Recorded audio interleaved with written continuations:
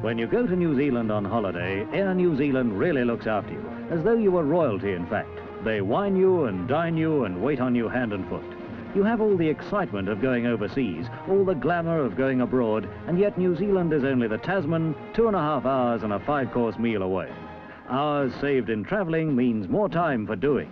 And there's a lot more to do in New Zealand nowadays. Mum and Dad can still relax and look at the marvellous scenery, but now the younger generation is discovering that there's a lively, new, sophisticated, swinging New Zealand just across the way, a more go-ahead New Zealand. We've prepared this film especially for you, our Australian neighbours, to show you that there's now a livelier approach to tourism in New Zealand, and especially for those seeking the new, upbeat, action-filled New Zealand scene, and who want to know where it's all happening. It starts happening when you arrive at any of the 3 international airports, the 3 major points of entry: Auckland, Wellington and Christchurch. For convenience, we'll start in the north at Auckland, but tourists can come in anywhere and go out anywhere.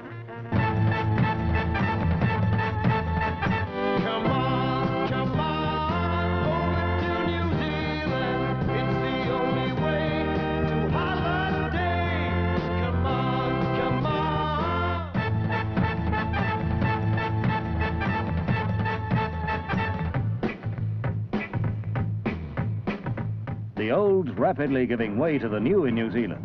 New buildings are mushrooming everywhere. The economy's loosening up. There's a feeling of confidence in the air. In short, there's a boom on. And right in the middle of it is the tourist industry, especially the accommodation and entertainment side of it.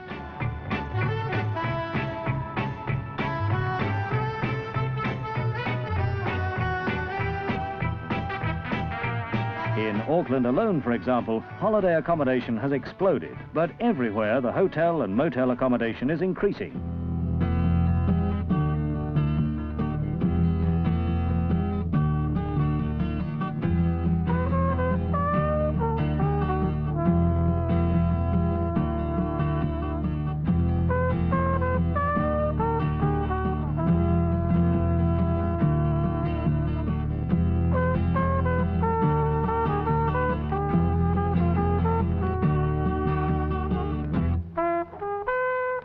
Getting around is no problem if you're the do-it-yourself kind. Rental car firms will bring your car right to where you want it and collect it from wherever you like to leave it. Or if you like companions, join a trouble-free coach tour. Take off over the Auckland Harbour Bridge, for instance, for a fast run up to Northland, to Waitangi and the Bay of Islands. Only a few hours and you can be in Mediterranean blue seas under tropically blue skies.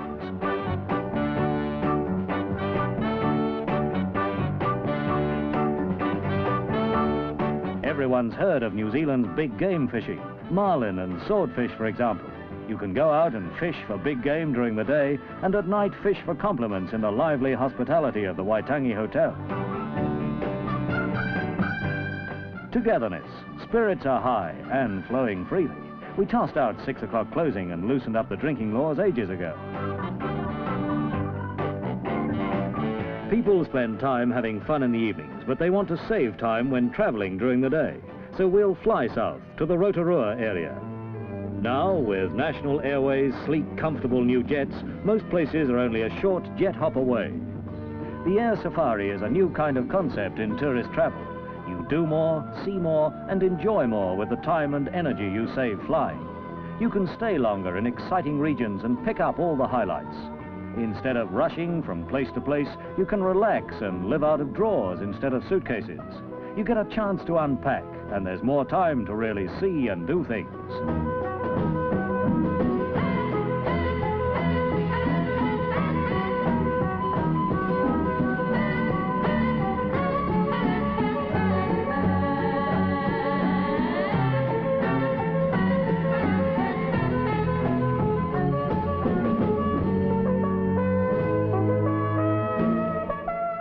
And of course, time in the air provides an excitement all its own.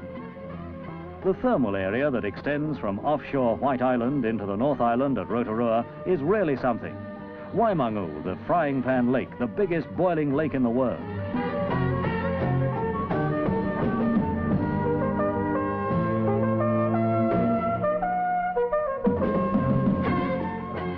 everyone's heard of Rotorua. Its mud pools, its geysers. No, geysers.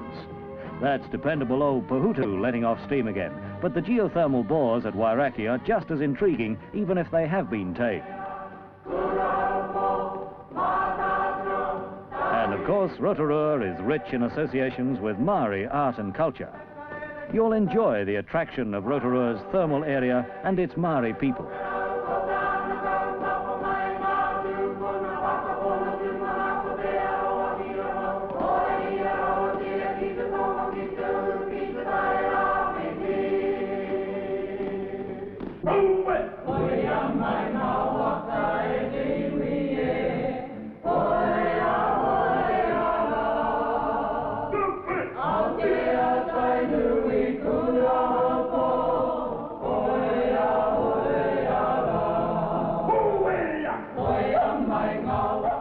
Of course, it's just dressing up for tourists. No one wears grass skirts all the time anymore.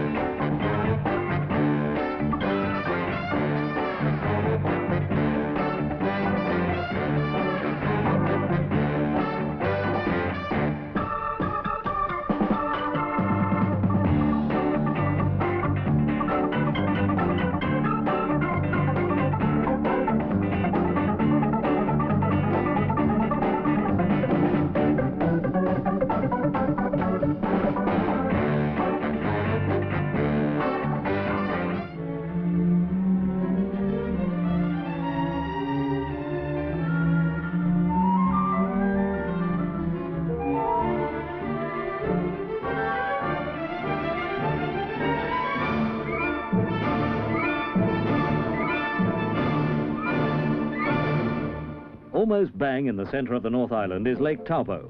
Anyone can fish for trout all year round. No need to be an expert either. No less than 500 tons of trout come out of Tahoe each year. Actually, there's a vast variety of fishing in New Zealand. 4,000 miles of coastline for surf casting and line fishing. Grouper, snapper, kahawai, salmon, to name only a few. We've got more fish than sheep, and we've got well over 60 million of them. A little bit further south of Tahoe is Tongariro National Park. Fish in the morning and ski in the afternoon if you want. The Chateau Tongariro at the foot of Ruapehu specializes in comfort, and there's no effort involved in getting up to the slopes.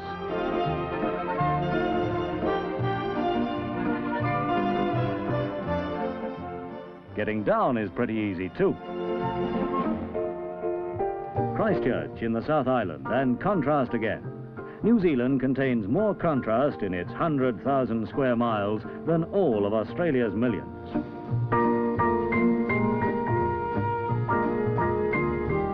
Christchurch is a good hopping-off place for a jaunt around the South Island. You glide off over the lush, fertile Canterbury Plains and head into the Southern Alps, the big alpine backbone that runs down the South Island.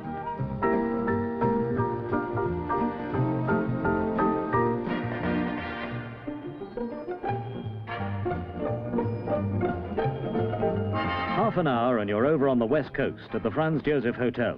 The Tourist Hotel Corporation has 13 major hotels strategically scattered at tourist spots all over the country. It makes a point of putting its hotels right where they'll do the most good, right where you want to relax after a day inspecting the great wild outdoors.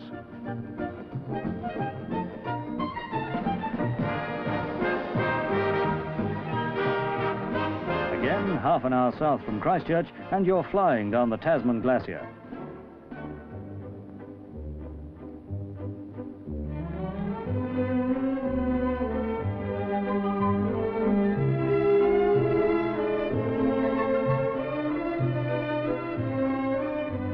Coming up is Cinerama Gap.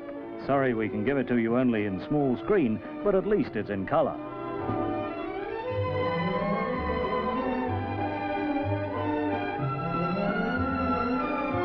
The Alps may look pretty rugged. Well, they are. But again, there's always a tourist hotel tucked away somewhere. Somewhere? Ah, yes, there it is, in this case, the Hermitage. Planes take off near the Hermitage and land right on the Tasman Glacier itself. A lot of people, most visitors in fact, come to see rather than ski. Though you might like to know if you are a skier, but here you can ski all year round, and the whole Tasman Glacier gives you some pretty spectacular downhill runs. Now there's a good run for your money. And when you've had a day of fooling around on the snow below Mount Cook, which at 12,000 feet is of course New Zealand's highest mountain, you can always, well, relax.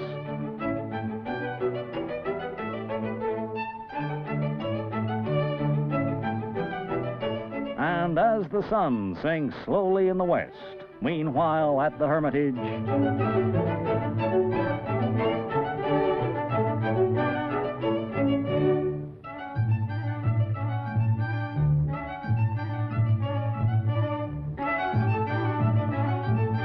we keep harping on it, we know, but in New Zealand only half an hour or so by air, and you can be in the most contrasting surroundings imaginable. A few moments by air, and you're in the Queenstown area. Contrast. Contrast in things to see, contrast in places to go, and especially contrast in things to do. Lively things to do. Jet boating on the Shotover River, for instance.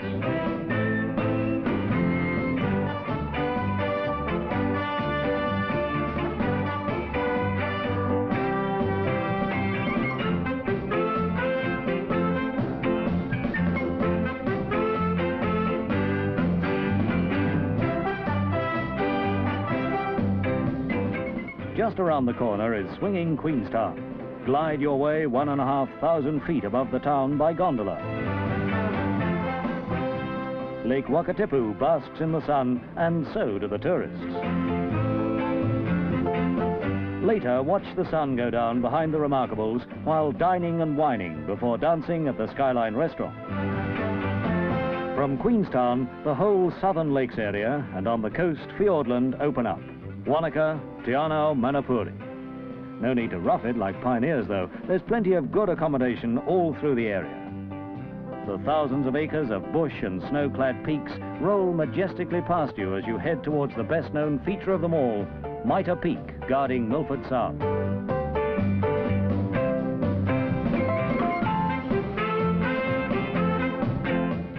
Nearby, the Sutherland Falls plunge 1,900 feet from Lake Quill, 2,000 feet above sea level.